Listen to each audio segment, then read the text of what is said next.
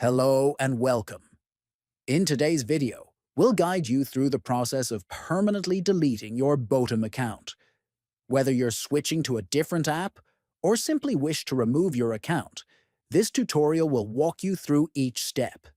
First, open the Botim app on your phone. Once the app is open, look at the top right and tap on your profile photo. Next, click on Account. After that, click on Manage My Account.